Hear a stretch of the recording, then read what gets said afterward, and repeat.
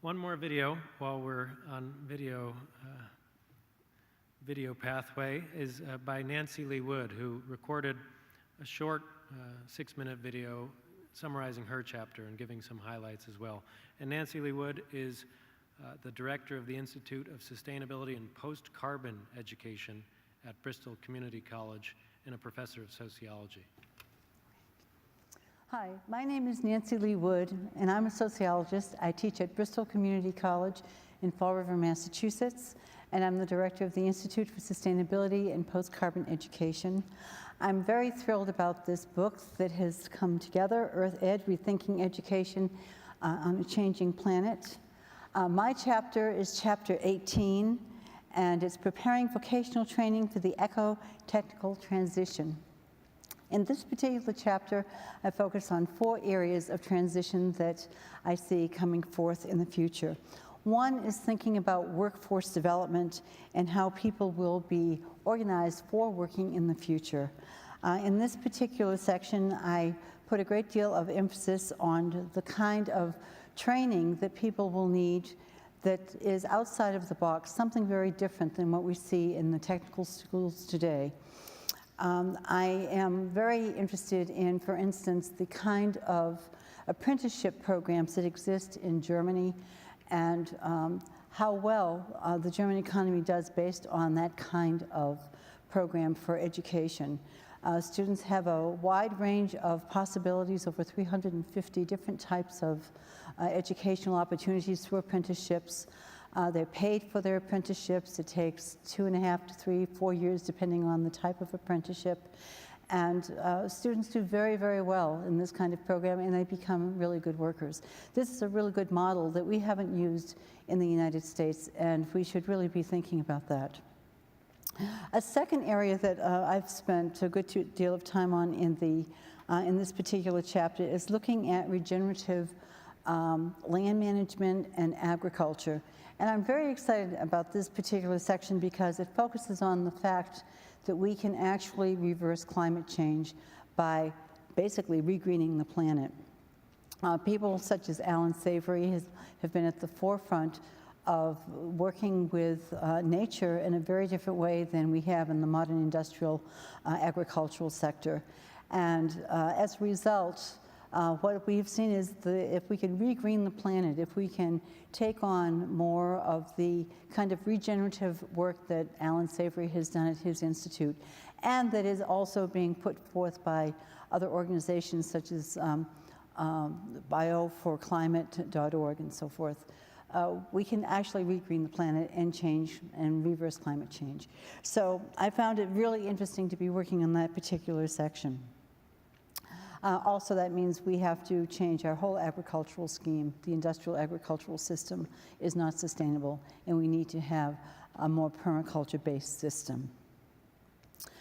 Also, I talked about, in the third section, carbon mitigation, which basically means looking at the kinds of technologies that are evolving that allow for a very different type of energy system than the fossil fuel system. Certainly, regreening the planet is critical, but also taking on these technologies such as solar panels, wind turbines, and all of the technologies that are being developed today that are alternative to the dominant model. I think the interesting thing, as an example, here at Bristol Community College, we have a colleague, Robert Rack, who was able to obtain a $900,000 grant from the National Science Foundation in 2010. And he did a lot of work, he and his staff did a lot of work to green the engineering program. And that's what needs to be done throughout the entire system of engineering. So carbon mitigation, teaching people how to develop these new technologies and putting them into place is essential. And finally, an area that I worked on was peace and conflict. We need to not only make peace with the planet, but we need to figure out ways of making peace with each other. And I think it's absolutely critical that we develop in every college and university, and on the high school level as well, conflict management programs so that people have the experience, the knowledge, and gain the insights necessary in order to take conflict-ridden circumstances and move forward with something that's truly beneficial for all of the population. There are many things more I could say about the chapter that I wrote, but I think in general what I really want to say is that we're at a time of tremendous transition in the way education is going to be delivered. A lot of it is going to be through the internet, as it already has started to be. It's going to be very questionable how many students coming out of high school today will want to go on for a 4-year degree, when in fact the cost is really escalating. Very often one does not need a 4-year degree for a lot of the jobs that are available. And a lot of the families of these young people really are thinking twice about the kind of investment that they have to make and if it's worth it.